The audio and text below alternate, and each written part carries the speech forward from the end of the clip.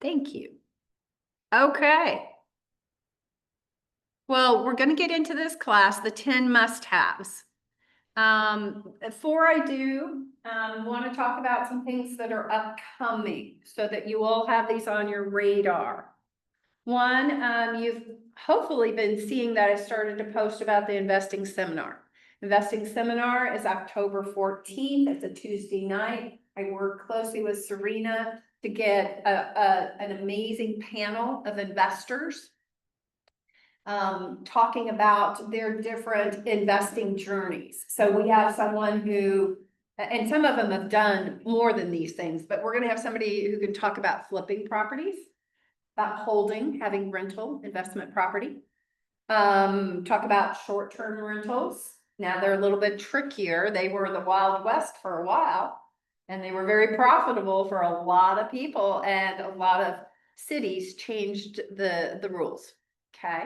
And so you've got to be knowledgeable. I remember that early on, I think it was before COVID, one of our agents bought a really cute apartment down by the Nelson Atkins museum and didn't check the HOAs for that building before she did, and found out she couldn't do short-term rentals.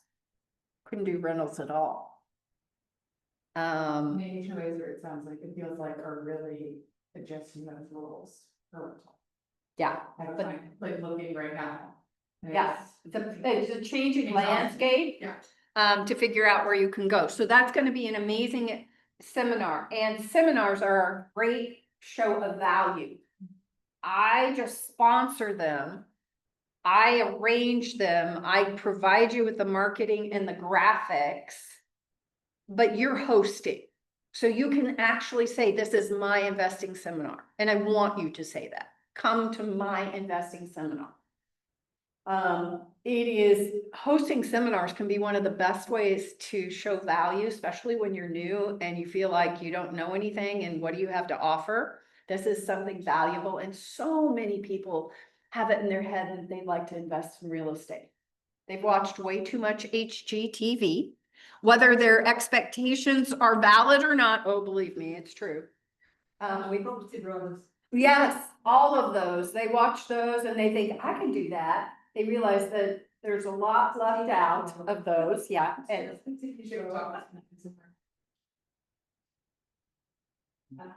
well, and it's true. It's true, Alice. We have more. But they make it sound So easy. Yeah. They make it sound so easy and so much profit. After you do like 200, 500. Yeah, that's. Like, Well, just go get an LLC, just go not. get a small business loan, just go. Just go. And that's why in Linda's real estate school, we've had quite a few very young people say, I want to be an investor. I'm like, that's great. And what kind of money do you have? They're like, it takes money. You gotta have something to make some. I mean, even if you can get financing, then you need, yeah, it's just, there's so much to it. And I partner with Serena so that we have an amazing panel because, Serena's our investor coach. This is her thing. This is her world. This is what she does. This is what she knows. So please take advantage of this. We already have 5 people signed up as hosts. Where do you sign up? You'll see on the Facebook page, on the office Facebook page. I'll also have it in my weekly email coming out. I think Ashley's already signed up. She's already signed up. I've already seen Claire posting. Claire already did a post about it. So get on the bandwagon. You have a nice window of time to promote it. I give you 5 weeks of content, and I think we have 7 or 8 weeks. So just repeat some of those messages. It's fine. Or come up with your own. I don't care. It's not. I said it was for agents, so. You invite people. You invite your people. Now I want all of you here because you're going to learn such valuable information. Even if, here's the thing, if you sign up to host, don't tell me the day before, I don't have anybody coming, I'm not coming. I will smack you. Well, lovingly smack you. There's a difference, because just because you don't have anybody come, it gave you a reason to reach out and show value. You were planting seeds in that activity, and you need to learn. Because guess what? When you learn, then you can say after the seminar, you can do a post. Claire did this beautifully after the downsizing. She took pictures and video during the downsizing seminar that she posted and said, hey, learned great information. Anybody want to know more about downsizing? And I think she had 3 or 4 people reach out from that post. So it's like you invited everybody in that room. Yeah, people don't know. You do that, you know, they're like, oh. So I I don't don't. know. She's like, she's Yeah, no, and that's why. It really is. It's the That's- power of the- That's why I sponsor these. I saw years ago agents trying to do this all on their own and they'd get 2 people to come. Yeah. Because people's schedules are crazy and busy and what have you. And they'd have a panel and there'd be 2 people and they'd be like, oh, I'm not doing this again. That was too much work. And that's what I got. But when we have multiple of you hosting, we fill up the room. Matter of fact, right before COVID, the year before COVID, the November before COVID, we filled this room for this seminar, investing seminar. There were 90 guests and I had to take agents and put them out in the hall and said, you got to sit out there. This is for guests. Unless you had guests to sit right next to, I was very nicely saying, move. Give up your seat. We've got people out there who need a seat. Very popular. That's very popular. You don't want to miss it. You don't want to miss this opportunity. And it makes you sound not new. Who wants to sound like a newbie? No, you don't. None of us do. Okay, October 14th. It's a Tuesday night, 6 p.m. You'll see a lot about it coming up. Now, here's the trick. Well, it's not a trick. You have to sign up to host to get my marketing materials. Not giving it away anymore. You gotta commit, because if you commit, then I know I'm hoping that means you're really gonna promote it. What is hosting, what are you committing to by hosting, by? Promoting it, Yes. and then I do ask a little bit something of you. I ask you to sign up for that evening, either to be a greeter, to bring an appetizer, to bring. No, you literally get to be a host and watch it all happen. Influence. Yes.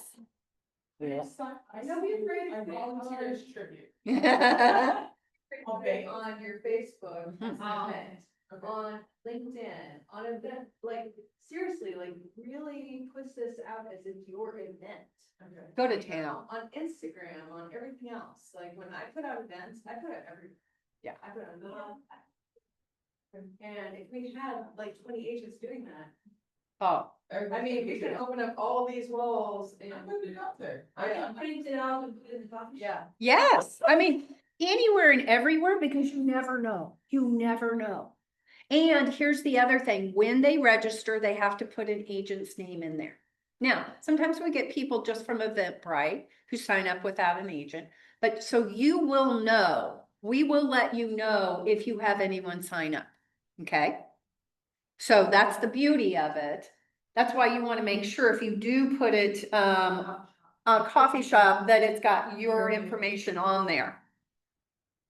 So, okay, well, now let's go to our topic, and it is, what do you need to do to be top of mind? Now, some of this will be information we've already talked about. But sometimes we can't talk about some things enough. Because I want it to really sink in. It's that important. So we've all heard stories that a colleague discovers their friend used another agent, or worse, finding out an old client went elsewhere for their recent transaction. Just like, let's use Julie, Julie the agent, her Aunt Stephanie. Her Aunt Stephanie, Stephanie has 20 plus years in real estate, and immediately comes to mind when Julie, oh, I've got it reversed. It's Aunt Stephanie who's the agent. Julie thinks of an agent, a realtor, then she thinks of Aunt Stephanie. Yet, when Julie sold her home last month and bought a larger one, she chose another agent. And you guys are gonna think, that's never gonna happen to me. Yes, it will. We all get cheated on, we all get dumped. And I'm gonna tell you, most of the time, it's our own fault. It's because we neglected them, we ignored them, we did not nurture that relationship, because here's what goes on in our head a lot of times as agents. I thought it in the beginning. Well, they bought a house with me, they're gonna live there on an average. Back then, it was 5 to 7 years, now it is like 7 to 10 years, people stay in a home on average. They're not gonna need me for a while. I was not yet tuned in to that I just need to be a resource for anything having to do with their house for however long they live in a house. Like, I should have been saying, it's okay, I understand if you're gonna stay here for a while, you said this is your forever home, but I don't go away. I'm here if you need that plumber, because on a Friday night before a party, your garbage disposal got plugged. I'm here because you just found termites and termite damage in your house and you need a repair. I don't go away. It's the agents who ignore those people that they took such good care of. And you think because you took such good care of them, you had such a good relationship, you think that over time it's gonna be enough. It's not. We fade out of their heads, even if it was a good experience. They even forget how to get a hold of us. Maybe they got a new phone. Maybe their phone crashed and they couldn't recover your number. Maybe they remember, oh, Alice. What was Alice's last name? Right? So it's usually because we haven't stayed in touch with them. I say a lot of agents give their clients up for adoption. They do. Maybe not on purpose, but their actions put them up for adoption. And that's what I want to make sure. This is, if you can understand this now while you are new and newer, then this will benefit you your whole career. So that you're not like so many agents who have to, an agent of ours was in the office yesterday. I saw her. She's not in the office very much. And but she's one of our most successful agents. She has a home office and all of that. And I remember probably, and I've known her 20 years because we worked at the same brokerage, the other brokerage that we both worked for in the beginning. And she about 10 years ago said to me, oh my gosh, I have neglected my database. I've been crazy busy. I neglected my database, and I'm embarrassed to say I haven't reached out to quite a few in like a year or a year and a half, maybe more. She's like, oh my God. She had to be purposeful to re-engage with those people. She sent out a cute little video and said, hey, it's me. I know. You haven't seen me in a bit, but I've been thinking about you. She used a little humor. She says, I'm going to be reaching out to you. I can't wait to hear what's going on. But she had to be purposeful to re-engage with those people. Now, here's the thing I'll tell you. Most people are not counting on their fingers when was the last time you called them. They don't know it's a year. They might think it was just 6 months. They don't know. So don't get it in your head that, oh my gosh, they're going to know I didn't call in a year and a half. They'll know it's been a while, right? But I want it so that you all never have to do what she had to do and what a lot of agents have to do. I don't want you to be like Aunt Stephanie that her niece used someone else. Now, here's my caveat though with family and friends. Sometimes they are going to use someone else. And why do you think that is?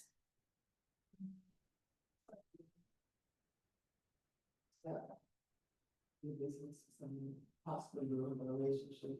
Don't want to do business and possibly ruin a relationship. Yes. And some people don't want you to know that much about their finances.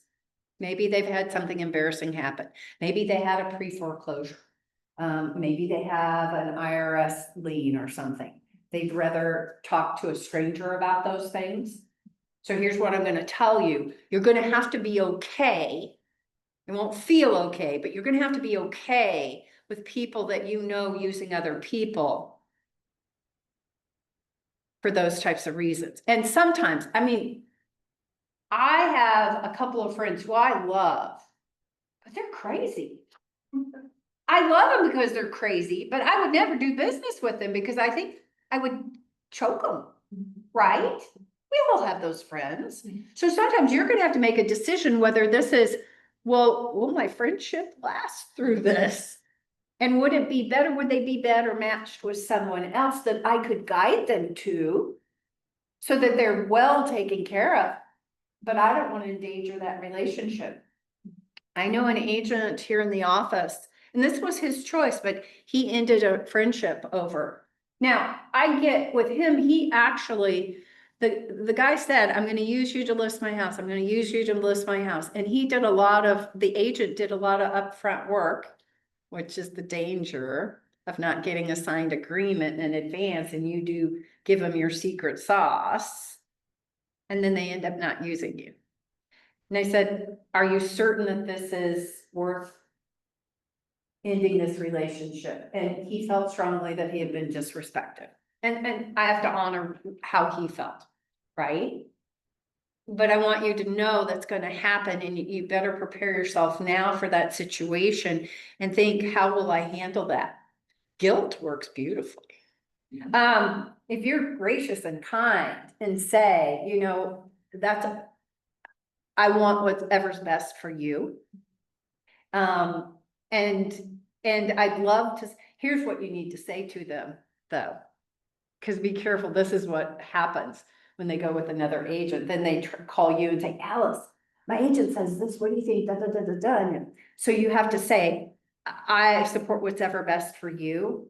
And while I wish I could say, call me and with any questions, I won't be able to answer any questions or give you any advice, because legally I can't when you go with another agent, even if I'm family.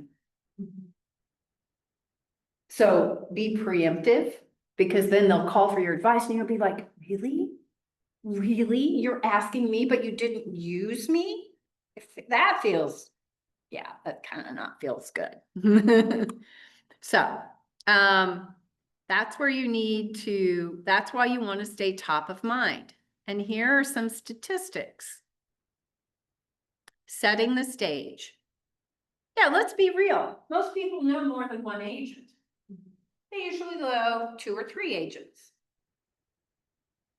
Don't let that get in your head, though. There are a lot of agents out there, but most agents are average or below average. And I'm not being mean, I'm just being honest. I'm hoping that all of you are seeking to be above average. Look at this statistic, 63% of consumers switch agents. That's the percentage of sellers who don't use their previous agent for their next transaction. Why do you think that is?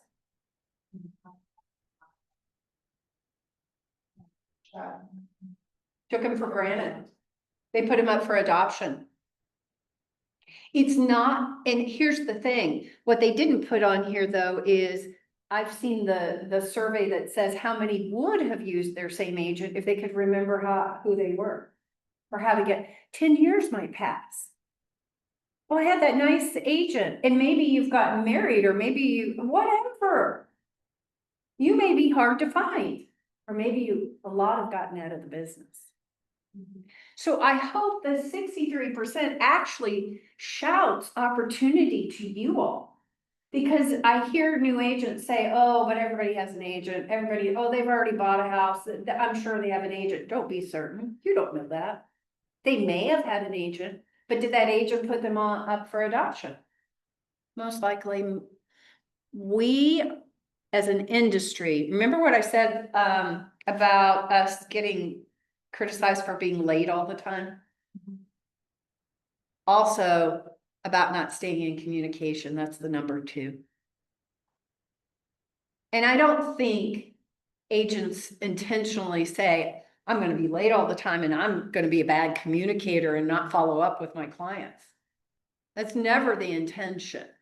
That's rarely the intention. It's just you don't have a system. You don't have a process. So you can't be consistent, and if you can't be consistent, this is what happens. Whereas that command is good, because at least if you have their anniversary there, you put it out to them. So you have the anniversary. And- The neighborhood law, and sure. So- And that's why, the office has a 36 touch smart plan. You all need to be on it. Once you get your people in command. So what it means is it's gonna send them 36 emails in a year. That's 3 a month. And we, have every quarter a giveaway of an amazing prize. At the end of September, we're gonna give away a Blackstone grill. And so what's lovely about this 36 touches, you can send it to people who you don't have all of their contact information, right? You need emails.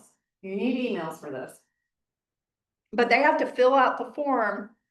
They have to say who their agent is in order to be qualified to enter. So it's a win for them, and people love to register for free stuff, right? And it's got the emails there. The first one that goes out is a newsletter, the first part of the month. Then there's a value email, and then there's a reminder about the giveaway. Those are the 3 emails. And the value email is on different topics, like, are you interested in investing? Or do you want to know how much equity you may have in your home? Those types of things. And then look at this other percentage, 92% referral business. Top agents in this office attribute their success to being the preferred choice, being top of mind with the people they know, and those people referring them to others that they know. That is your ideal business model that you want to drive towards. In the beginning, yes. Is it not unusual for a new person to work maybe with some more strangers than people in here? Because here's the catch-22. The people in here are gonna know you're new. They just do. They know you. They know what you've been doing. It's okay. That does not mean that you don't start telling them about what you're doing and showing them and getting them on a 36 touch and inviting them to investing seminar. Just know they might go, okay, Ashley's great. I love Ashley, but let's see how she does at this real estate thing first. I knew that and I felt that. So you can grab a guide right there. It'll be that whole stack. So, that's what you want. You want to be able to build that referral only business.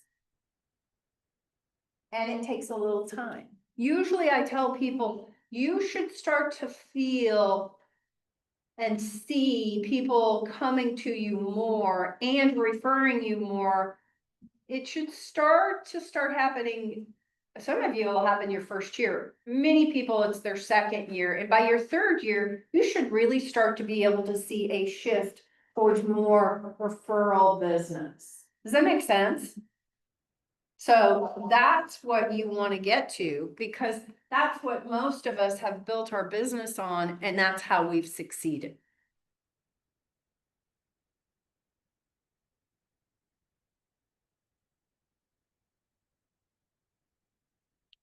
So I know this is kind of small. These are the things that they're saying, and I took this from, I took this topic from, anybody get the Inman News emails? Most of you probably do. Inman News is a real estate news company.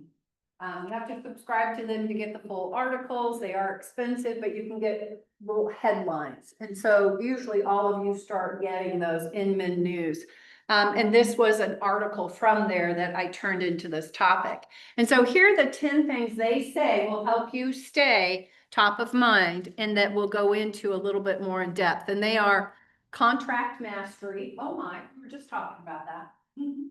Value demonstration. How do you show that what you do is of value? Professional newsletter or information that you're sending them. Emotional control. Yeah, calm leadership. Team excellence. So remember, you don't you're gonna feel like, well, I'm just a solo agent. I don't have a team. I'm not on the team. Well, no, this is where we're gonna show you, yes, you do have a team. And if you don't yet, you need to be working on how to be an active listener. Consistent value. How do you show value to everyone you know consistently? Clear communication. And being a really good problem solver. So these are some skills and actions that we need to be taking. So let's dive into each of these a little deeper.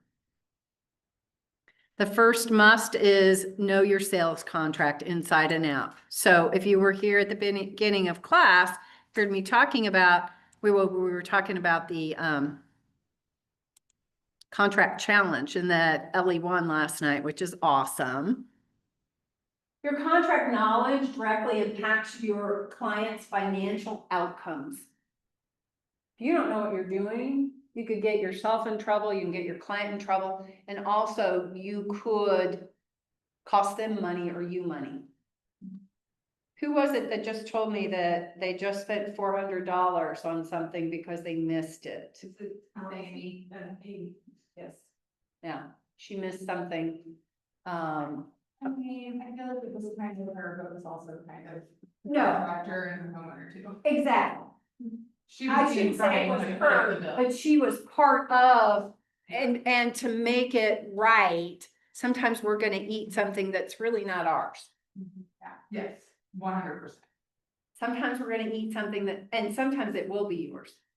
I'll give you an example. If you miss that inspection deadline of when, as a buyer's agent, you have to submit the inspection notice and a resolution of unacceptables, if that's applicable. If you miss that deadline, then you have erased the ability of your client to ask for anything as a result of that inspection. And I'm gonna tell you, either you're gonna get sued or you probably should pay for whatever it is that they wanted, and I hope it's not too expensive. I had a new agent, first deal now. I love this kid, but he was a rogue. High energy, came in and just went out the door running and attended nothing. And I was also the broker at the time. And he calls me up. I said, hey, what's going on? He goes, I don't know why everybody's mad at me. And I said, tell me more. He says, well, I'm under contract. I said, really? Didn't know that. Kind of supposed to tell me, I'm a coach. Yeah. And I missed something by one day and everybody's really mad. It's just one day. What does that matter? I'm like, okay, so was this, I said, tell me more. He goes, yeah, it's the inspection. I said, oh, so you missed the inspection deadline. He goes, yeah, but by one day. I said, so, Really important. it's a hard date. And I said, so what was found as a result of those inspections? And he said, it needs a new roof. And I said, Said, well, here's my advice. You pay for that roof or you'll probably get sued. Luckily, the price point of the house was high enough that he had earned enough commission. I think he only made like $200 after he paid off that roof. And he still had trouble understanding why that was such a big deal. Because it's a contract, it's a legal document, it's enforceable in court. So, yeah, that contract mastery, that's why, like I said, doing it just in dot loop and not seeing and understanding all the other paragraphs that you never fill out. There's no blank in them, but they are applicable to what can happen under different scenarios. Like if you come to me and say, oh, the house didn't appraise, I'm gonna say, okay. First, I want you to go back and read the contract on that provision that addresses that, because the contract speaks to it. Or you're gonna say, we're in the 5-day resolution period after the inspection period, and we're getting close to day 5, and I don't know. I'm gonna say, read the paragraph in the contract because it addresses it there. And then let's talk. You're gonna say, oh, well, my listing had a fire. While it was active. There's been a fire. What do we do? It's addressed in the contract. So by learning it at a high level, then you're gonna be so much ahead. So here's an example of an agent saying, I was flat on my back with an ice pack when I received a call at 5:40 PM from the buyer's agent and their lender. They needed to extend or cancel based on the finance appraisal deadline, which had passed at 5 PM that day. They insisted the deadline was midnight. I directed them to the specific line in the contract that said 5 PM. After silence, the other agent said, she's right. Or the lender said, she's right. That's the agent you want to be, the one who knows the contract so well that another agent is not going to outmaneuver you. Can you imagine how that buyer's agent looked? And what her client thought? What do you mean you didn't know that? What do you mean? So your knowledge protects your clients. It gives you more power to negotiate because you have more knowledge. And also builds confidence that you know and understand the contract. And it takes time, guys. I know the contract really well. Linda knows it even better because she's the active broker. But I don't have it memorized. I know the major provisions, but I don't know every single line of it. But you need to build knowledge. Make sense? I know it's, for some of you, it's like painful. I get it. For some of you, it is painful. How to show value beyond the transaction. Yeah, how do you continue to show that you're there for people no matter what, even if they don't need you to buy or sell? How do you continue to show value? Well, here are ways you can do that. Oh my, I didn't put this in here. Host client seminars. Home buyer workshops, investment, property strategies, downsizing, and tax advantage of home ownership. Well, I don't do a class on the tax advantages, but I do a seminar on selling your house. So we do 4 seminars every year: home buying, home selling, downsizing, and investing. Provide equity checks. Has anybody heard about those? Equity checks? So that is, I want you to think of being this. If you would change your mindset that you're more than just an agent, you're actually a wealth advisor for people. Because that is what you do. You're trying to help someone buy a house that's a good value at a good price. And then on the other hand, when you go to sell a house for them, you're trying to help them sell at the best possible price. Both of those activities are adding to their wealth, most likely. Well, if we have already helped them in that process, then why aren't we keeping them abreast of how their neighborhood and their home are increasing in value? Really good agents do this quarterly with their clients. Did any of you have investments? You have a financial planner or what have you? Do you get quarterly statements? Yes. Cause they're letting, and don't, I open it up, I open mine, I'm like, did we go up or did we go down? Yeah, you can go online and check. But you're looking, did we go up, did we go down? Don't you think people wanna know that about their home? Now, you're not getting them exact value, you're letting them know what the neighborhood is doing. But that is of such value, they're gonna save that and say, hey, especially if they're thinking about selling, it gives them kind of an idea. Alice? Yeah, you do that with a CMA. Now, I would do just a general neighborhood CMA.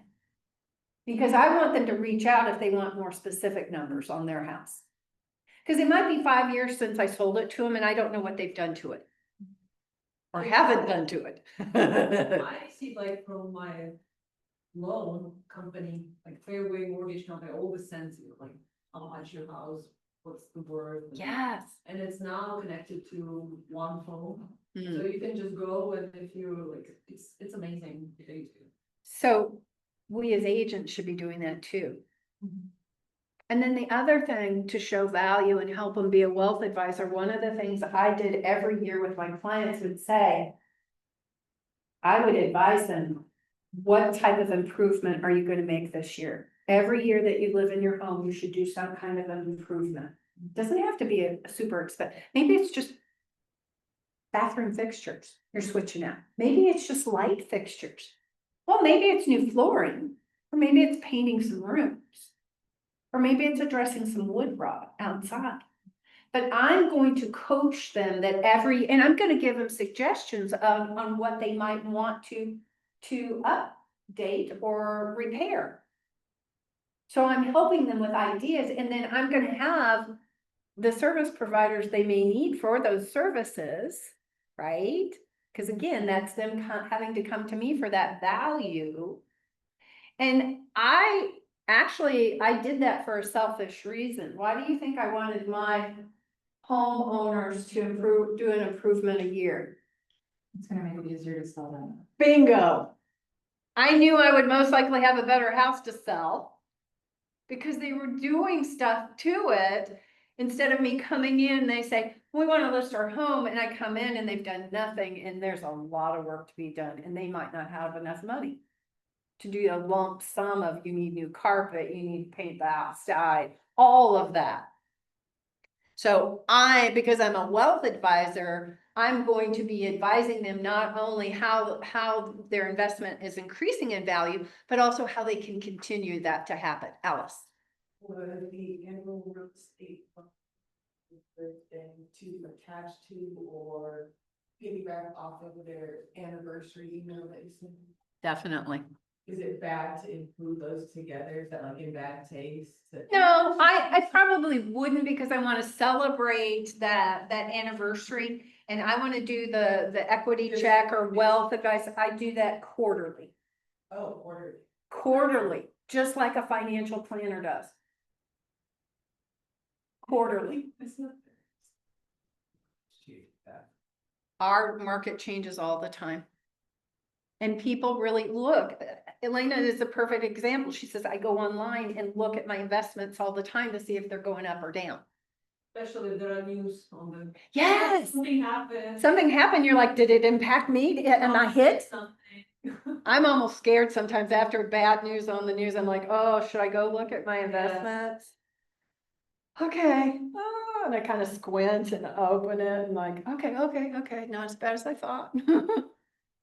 So also you want to let them know if they have a higher interest rate, like if somebody had 7% and they bought in the last couple of years, we're now into 6. Would it be worth them talking to a lender about what it would look like if they refinance? Because that could save them money, right? Is it time, have they built up enough equity in their home that maybe they would use that equity towards purchasing an investment property? Again, we're the ones to educate them on the opportunities that owning a home can bring to them. Some are entrepreneurs, will be thinking this way already, but most aren't. We have like a deep course, like very detailed course on those, like, for example, how can you use your equity, like. We something teach that like, we can. well, David's class on CMAs yesterday. And when you think about, I do have, and I'll probably launch it in January, a marketing campaign for equity. If you knew, Because there are so many ways you can pull this equity, like, it's loans, a lot, what is, sometimes I even get confused, like, okay, what? and we could have Bob with Loans and KC come and talk about that. That would be really good. Do you refinance? Do you get a Yeah. HELOC? It depends on what you want to And do. how to, like, what's the pros and cons, and how can we better advice, I mean, educate ourselves and all this. Yeah. Good. And so on things like that, I will tell you, when it comes to financing, I, as an agent, want to have knowledge, but then I want to refer them to an expert. I don't need to know all of it. I don't. I need to know enough to know that they have options and to refer, stay in your lane. Uh-huh. I mean, I want to know enough. I don't want to be totally ignorant as an agent, but I learned I didn't have to be an expert on lending. I had to know experts. Because I could advise the wrong thing because their world changes too. Wealth building through real estate, strategic timing for buying and selling. Again, when our market is slower, like right now. Here's what I'm gonna tell you. There are agents out there saying they're just gonna wait until the market changes. For people to come back and forwards. And I do think that when it starts to loosen up, we will see significant activity. But really, it's our job to show them that now might be their time. We can't force anybody to buy or sell, but we can let them know if you had a lot of equity in your home, if you've been in your home, what did they say? The average, most Americans that own their home and have lived in their home 10 years or more, have over $100,000 in equity bare minimum in their home. If you knew that, what would you do? Would you remodel? Would you refinance? Would you buy a second home, a vacation home or an investment property? Or would you go buy that bigger home you've been, or even just downsize? Again, it's us planting seeds. And that's why the investment seminar is so powerful, because you're planting seeds that maybe they haven't even thought of. It's like, oh, like who do you know has college kids? You need to be inviting them to this investing seminar. Guess what? One of the smartest things you could do is buy your kid, wherever they are going to college, buy an investment property, let them have roommates, and you may be paying hardly a monthly payment. Those roommates might be paying most of it. And kids are in college from 4 to 5 years minimum now, right? And think about you, if you buy well in a college town, it's hard to buy poorly. If it's a popular college town. And think of the equity you would build that when you wanted to go sell. Actually, Danielle, one of our new agents, she just moved back home to Alabama and we miss her.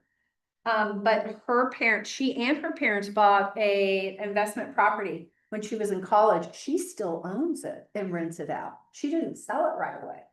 And she says, I'm so glad because it's growing in equity so much and in value that that's going to allow my husband and I to buy a nice house and have a really good down payment. Now that we've moved back to Alabama. She's not orange. She's not paying the mortgage. No. It's brilliant. So again. There needs to be let back. Oh, thank you so much, Jaden. I appreciate it. In the zoo.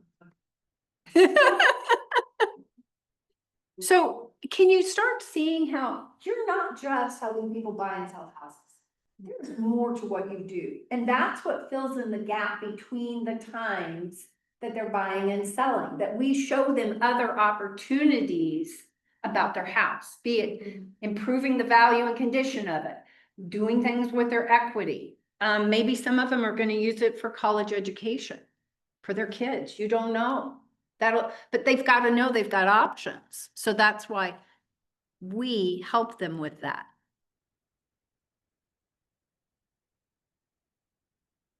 Okay, Zoomers, you're being really quiet. What questions do you guys have?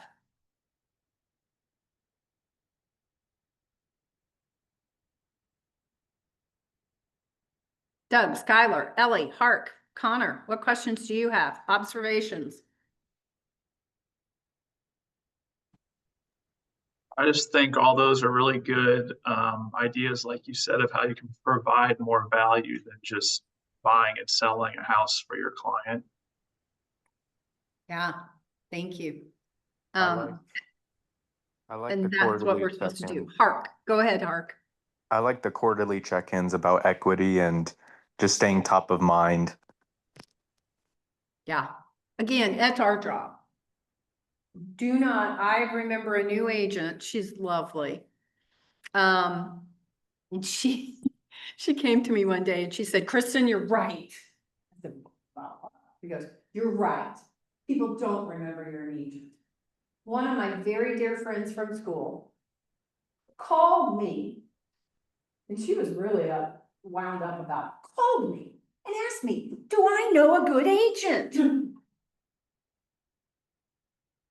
And I said, me. And she goes, oh, I forgot. Don't depend on others to remember you. It's up to you to help them remember you by showing value and giving things that they're going to be appreciative of, not bothering them. I call it being politely persistent with value. Professional newsletters. This is where our 36 Touch has a monthly newsletter. Our 36 Touch is free to you. Free. It's like a set it and forget It is a set it and forget it. So, it. It's a minimum, like one. no, it's 3 touches. Three touches a month, almost one a week.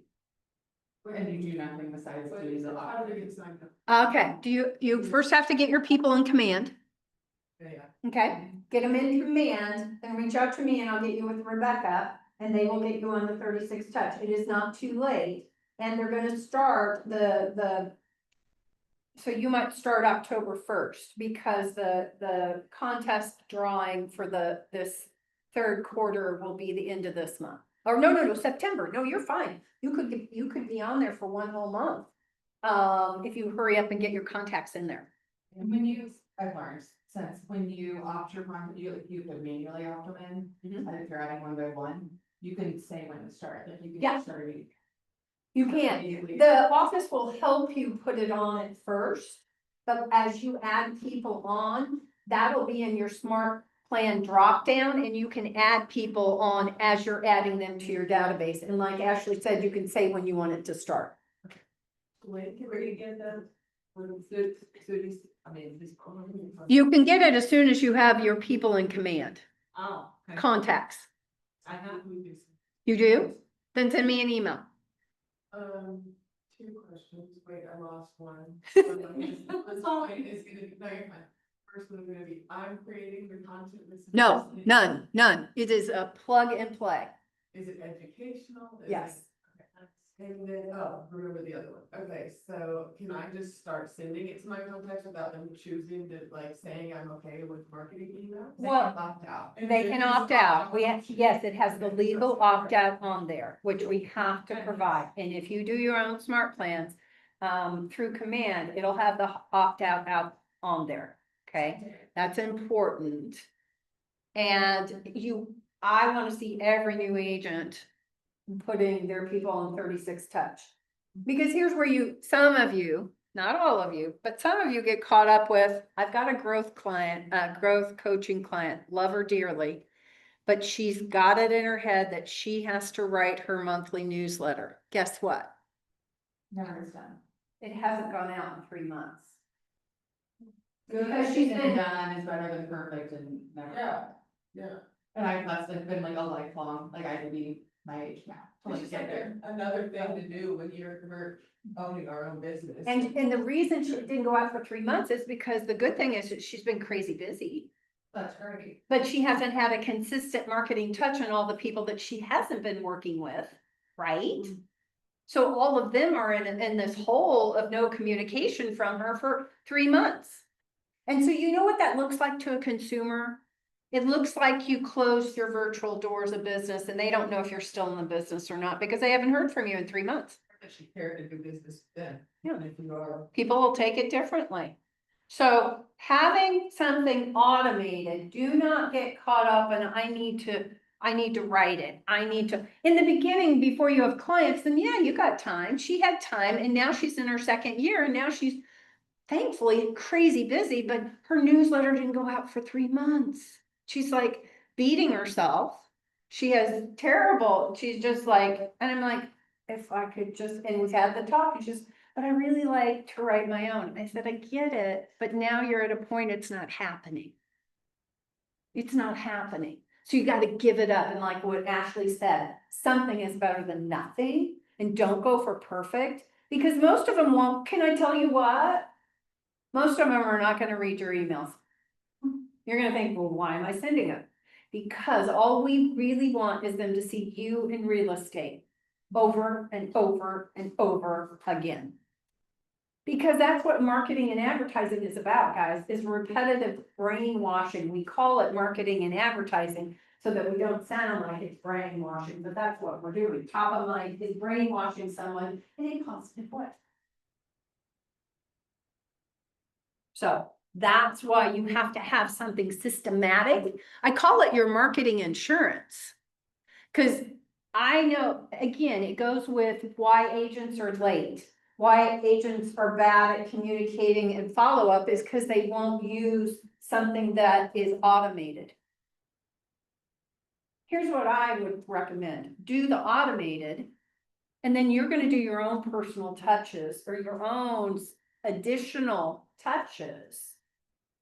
But it protects you that there are times, when you're self-employed, what happens when you can't work?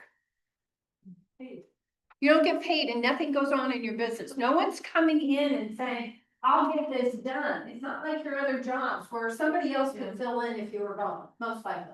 Something happened. But when you're sick, or even for good reasons, like you want to go on vacation, I want all of you to go on vacation. But if you don't have something automated, then remember, it truly looks and feels like, especially when you're new, because they're not sure you're gonna make it. I'm just being honest. All of you are gonna make it, but others are gonna be like, let's see how Jaden does. I love Jaden. She's such a good hard worker, but let's see how this real estate goes, right? So they're gonna sit back and watch you, because what is the motto of Missouri? Show me. Show me state. So people are here gonna say, let them show me first that real estate, that they're really doing real estate. So when you don't have automated touches and consistent touches, and literally they think, oh, I guess she's not doing that. And that's what happened to that agent who got all bent out of shape about her friend calling and asking, do you know an agent? She didn't stay in touch with her. She just did an announcement and then silence.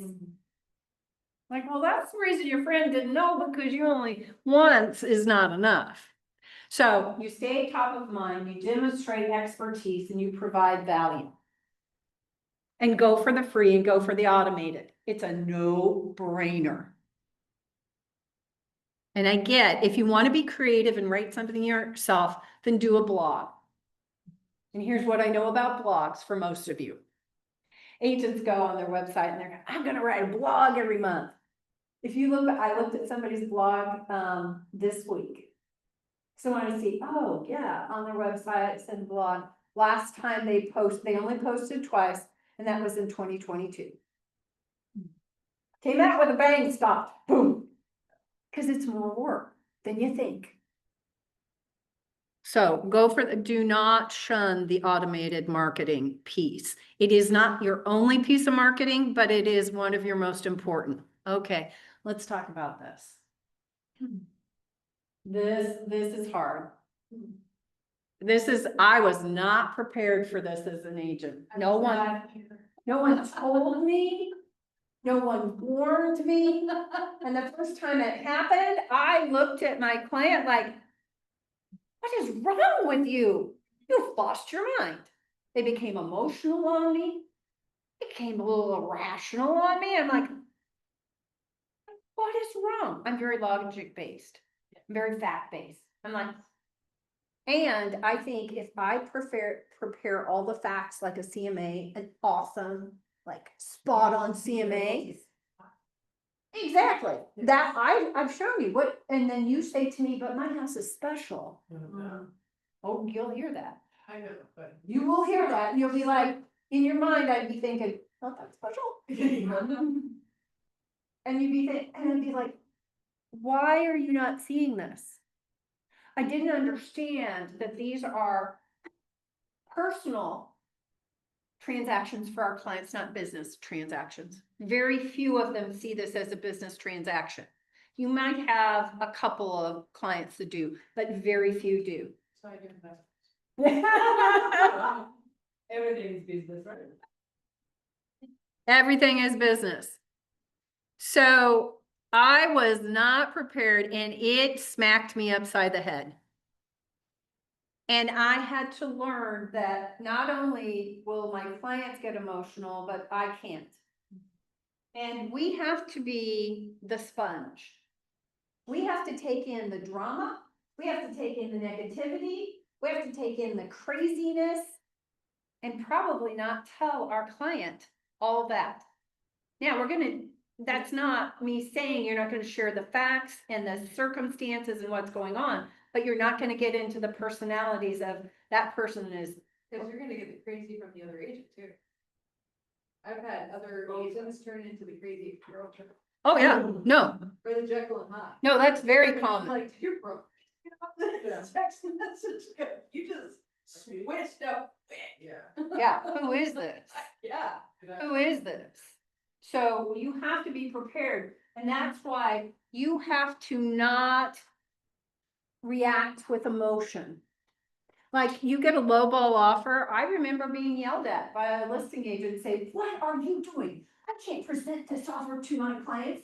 This is ridiculous." And I'm like, this is what my buyer wants. And they're like, didn't you tell them they can't do this? And it's not their business. Yes, did I try to advise my clients? I almost begged them not to do a lowball offer. But in the end, I have to do, as long as it's legal and ethical, I have to do what they instruct me to do. And that was the offer they wanted to make. And yelling at me did no good. Now, what I learned and what I, from observing was, one, that agent probably has a crazy client that will jump down their throat on that, but they didn't prepare them for lowball offers. Because here's what you say to your sellers is, Serena, I hope it doesn't happen, but it might. We might get a lowball offer. And your first reaction may be to say to me, reject it. And I'm gonna ask a favor of you. Would you please not reject any lowball offers, because you hired me for my negotiating skills? Would you allow me to see how much I can move them up, and then you can make a decision? Because I know from experience, some buyers are compelled to make a lowball offer even if they want the house. I don't know. I had this client, he and his wife, they couldn't help themselves. Everything we made an offer on, lowball. And I'd be like, oh. And then they find the house. And it is the house. And she says, this is the house. And he's like, okay. And they go over list price. And they even pay more than I recommend. And I'm like, okay, how long are you gonna stay in this house? Because nothing else is sold for this much. Now they're still in the house. So they've stayed a good long time. But I was like, oh my God. So when it came to the house, they came up and then some. So responding with fire to another agent doesn't help us. Remember, we're called co-op agent is cooperation, cooperative agent. And I know this sounds weird and it might feel weird. It did to me, because you have to remember, I come from a legal background, having gone to law school. I was taught to be adversarial. Let's win. So I came into real estate thinking, we're gonna win. And then I realized, oh, that's not how these negotiations go. If you go for the hardcore win, then the other side can say, we're not playing. And the deal doesn't happen. I had to learn that really the job of the two agents is to cooperate and work together while representing your clients to try to craft the best possible offer for both parties. I don't say win-win, because it is rare that both parties feel fabulous about all the terms. Somebody usually gives on something, right? And even one side might have to give more. So they feel good, but they don't feel like great, right? But I'm looking to craft a deal that both parties, because I tell my clients, if we try to go for what you think is a win, then they may not play ball with us. So we have to, I'm here to represent you, but in that representation, I am always going to be thinking of how can we keep this moving forward if this is the house you want? and not have the other side close the door and tell us to go move on, right? So I had to learn that being adversarial doesn't work. Now, some agents do come on that way, and you'll find that it's very hard. Facing difficult negotiations, there's gonna be times again. The other thing I'll tell you about co-op agents and what, sometimes that emotion you're getting from them is money. Money fears. Because I know I've gone to a lot of trainings where they're saying, separate yourself from the outcome. As an agent, separate yourself from the outcome. But I will tell you, as a self-employed person who hasn't had a commission check in a month and a half, it's hard for me to separate. I'm gonna still represent my client, but the idea of this transaction falling apart means maybe I'm not making my house payment. So sometimes what you're feeling, the energy and emotion that's coming at you, is that agent's fear of this falling apart. So I'm not saying that that's right, that they come and lead with that emotion. I'm just saying, come from curiosity of why someone's reacting that way. And also, like I mentioned before, sometimes it's because they have a dragon breathing client. And they know that having a conversation about something that's not what that client wants to hear is going to be difficult, and they may take it out on you. Again, that's not right. But you got to be prepared for the emotion. And like Serena was saying, those challenging personalities, most agents are lovely, but there's some that aren't. They're not. My first deal, this agent, she was an experienced agent. This is my first deal. Every time she called, she was yelling. You gotta do this, you gotta do that. She's even calling the front desk when I didn't call her, when I didn't pick up, and she's yelling at them. I went to my broker and I said, make her stop. I said, this is ridiculous. She is yelling at everyone. This is not professional. He had to get with her broker. And her broker said, well, she's medicated. And I said, not enough. Not enough. No, Not even close. They could phone me. The broker had to then be part of all the communications because she was from home. So if the agent gets recruited, the broker takes over. And that can happen, and does have, I've had that before. Where, you know, we can send an escalation and they accepted it. And then he got mad because he didn't understand the escalation, and you just like went off, and I was like, all right, we're done. Yeah. Like, get your broker, I'm gonna get my broker, like, we're gonna talk about this, I said, but because you don't understand contracts. Yeah. Doesn't mean we're gonna suffer for that. Right. And it's just another agent. Yeah. Selling more. Yeah. It's just another Wow. agent. Yeah, but, yeah, he didn't So- understand the contracts. We're gonna always, as a former broker, I'm gonna tell you, you should always try to resolve it yourself between the parties. And then if you cannot, you do not go to their broker. You go to your broker and they go broker to broker. Does that make sense? That's the chain of command. You going to their broker will just piss them off. They're gonna be mad that it went broker to broker, but that keeps it. Yeah, And I tell them, I'm like, we're not getting brokers, I just let them know. yeah, just say, obviously, we're not going to be able to resolve this between the two of us. I'm going to be reaching out to my broker, so. Exactly. Like, yeah, I'm not used to being talked to, I'm like, Not acceptable. yeah, I'm like, I'm done. I hang up on them, I send you a text message, I'm gonna contact my broker, you contact yours, that's how we're communicating for this one. And then that's where that staying calm is so important. Here's what I'll tell you will happen. If I had said to my client that co-op agent is crazy and she's just yelling at everybody, that would, I've seen it too many times where the buyer starts taking that on too, and they're like, yeah. Or if I said the seller was difficult, because that's what I'm hearing, and I didn't be the sponge and absorb it and hold it, And I shared that, because here's the thing, the danger is this, especially with a buyer, you're gonna spend so much time with them. You're gonna feel so comfortable with them, you may share that with them. Oh, that other client, that other agent is crazy and her client is crazy too. Then they start taking that on. And then you see them like, yeah, they're crazy.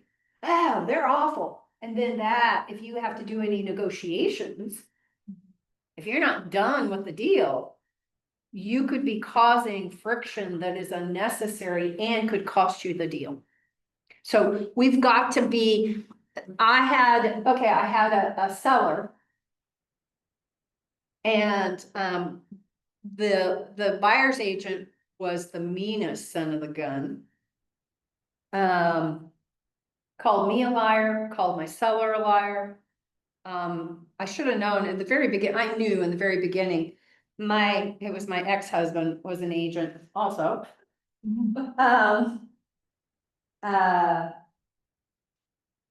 He was the second listing agent, I was the first, and it said in the agent notes, contact first agent. He wouldn't contact me, he'd only contact my husband. And my husband finally said, well, you gotta talk to her.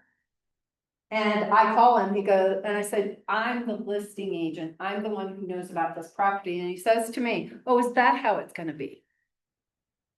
I was like, oh, buddy, you are not getting off on the right foot with me. And then he proceeded to say I was a liar, my seller was a liar. Did I tell my sellers any of that? No. How do you think my sellers would have reacted if I had said that jerk of a buyer's agent said you all are liars? We're not here. Now, what was interesting is he went to church one day and was talking to a friend. And they knew this other agent and they said how difficult he was. And so my client came to me and said, have you had to deal with a lot of stuff with this agent? And I said, maybe. He said, I heard he was really difficult. And I said, maybe. I said, but the important thing is his buyers were in love. Yeah. It wasn't their fault. He was an a-hole. He was. So can you see how you've got to be prepared for this? We are preparing you for the emotion. And your clients need you to be calm. We need to be the calming one. And sometimes you'll be the calmest person in the transaction. You might even be more calm than the lender. You're gonna be thinking, what? Am I in the crazy head? Yeah, you have to be the eye of the storm. That's a good way of putting it. This can be stressful for all parties. And even though you're going to feel the stress, you've got to absorb it. Maintain excellence in your real estate team. And you're going to say, Kristen, I don't have a team. Yes, you do. Here's your team. Your team is all of the people that are used in the transaction. Your photographer, are they professional? Do they respect the properties? Do they do a good job? Are they this is your team. And that's what you can say to people. I have a team. I have a team of professionals that support me. Transaction coordinator. Now, remember, after you close 4 deals, Ashley Hunt is almost there. She's, after she's closed 3 deals, when she closed her 4th, she's gonna get free transaction coordination paperwork done. Until 12 months is up, she gets as many as she closes, and she is very excited about that. 15 days. I love that she's even got the countdown calendar. Your lenders. Who you partner with and who you recommend makes a difference. And do you remember I shared with you all what I do when someone comes to me pre-approved with a different lender? What do? Do you remember what I do? What conversations I have with my buyer? You give them other lender options? Yes, Connor. So what I say to them is, that's great that you're pre-approved. But I'm gonna ask you, Serena, there's something I ask all my buyers to do. And that is give a second opinion. I love that you did your due diligence and you got yourself pre-approved. And here's why I ask all of my buyers to get a second opinion. 1, I want to make sure you've got the best loan product for what you want to accomplish. I do not say the cheapest, because cheapest is not always better. What's the best loan product for what you want to achieve? And two, I want a backup plan. So if we do go with your lender and we're 10 days out from closing and they're dropping balls left and right, because I've never worked with them. We've got a backup plan that we could switch our file over to and they could get us closing on time. Well, I would love to tell you, Mr. and Mrs. Buyer, every lender will get us to the closing table on time, if at all. It's not true. And so I want to make sure we have a backup plan. And my buyers would always get a second. I only had one who wouldn't get a second opinion. Would you recommend the loan spacing? Definitely, but you need to go and introduce yourself to Bob. Go over there. Elise is all over there also. Introduce yourself. You've got to build relationships now before you even have clients. And you need more than one lender. You need more than one appraiser, one inspector, because you need to be recommending others. And know that not all lenders have all the same programs or products. Like if you go to Bob and it is something he doesn't specialize, he'll give you a really good recommendation on who would be the best for your client, right?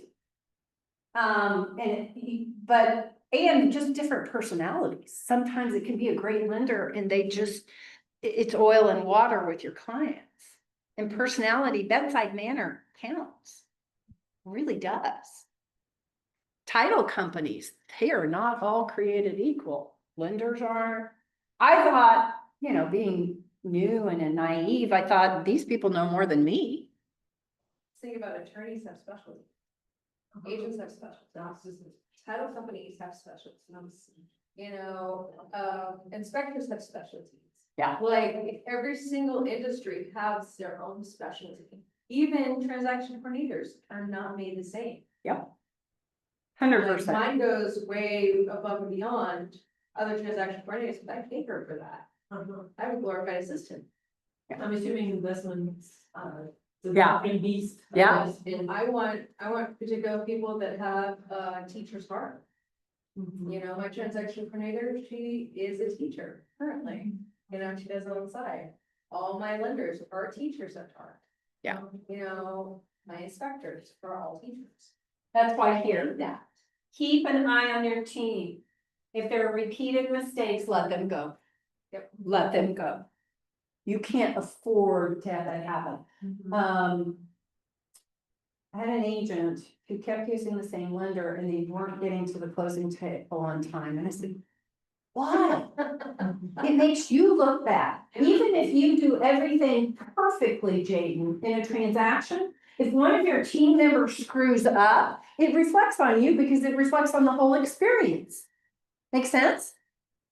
So who you partner with matters.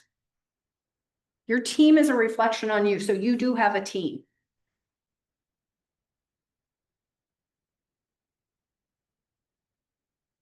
Listen well and listen more than you talk.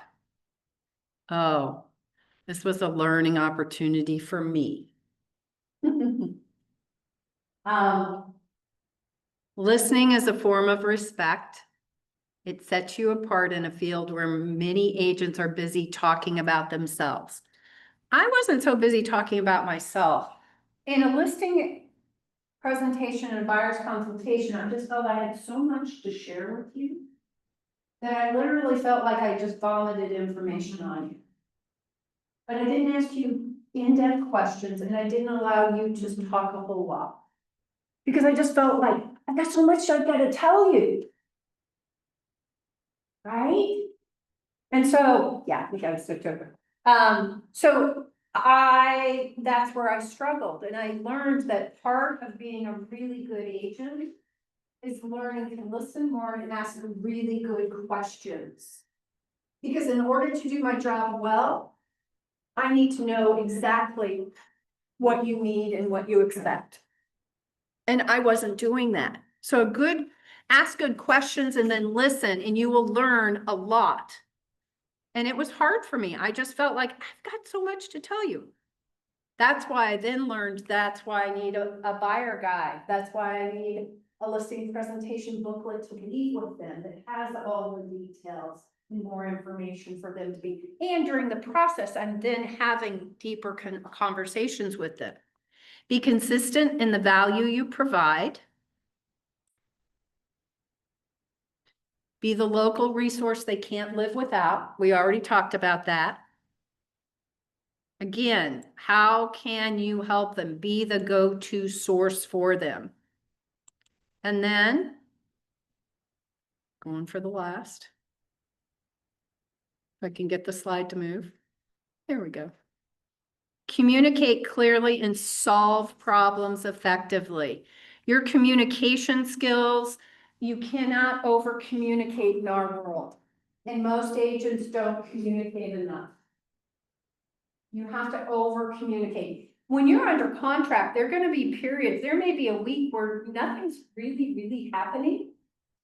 But you need to make sure you're still touching base with them. Because they don't know what the process is. They might think that you're not doing anything and not paying attention. So you need to be responsive and set good expectations.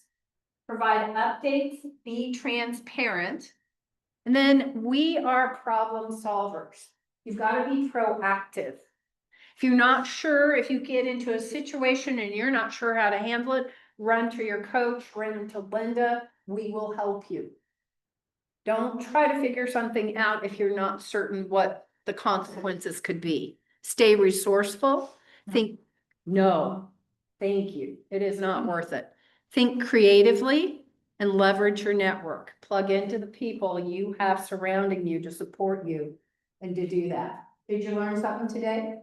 Yeah. Did you? But What'd you learn? Share something. I really like that I learned about 36 Touch program. Yes, I love that you're gonna be. That I really- Learn lots of information to do those. Yeah. I feel like that was Good. not fair choice. How about you Zoomers? What'd you learn? Share something with me. You gotta I get. learned a everything- little bit about, Go Go ahead. ahead. Claire. I And then learned a go to little bit bed. more about what I can do to help people throughout their time instead Claire of said just the she home learned- buying process or selling. Yeah, she learned how she can help them other than buy and sell. What about you, Doug? Well, you gotta get everything organized and have a plan, then work your plan. And it's gotta be according to, how you want to run your business. And always be consistent and persistent.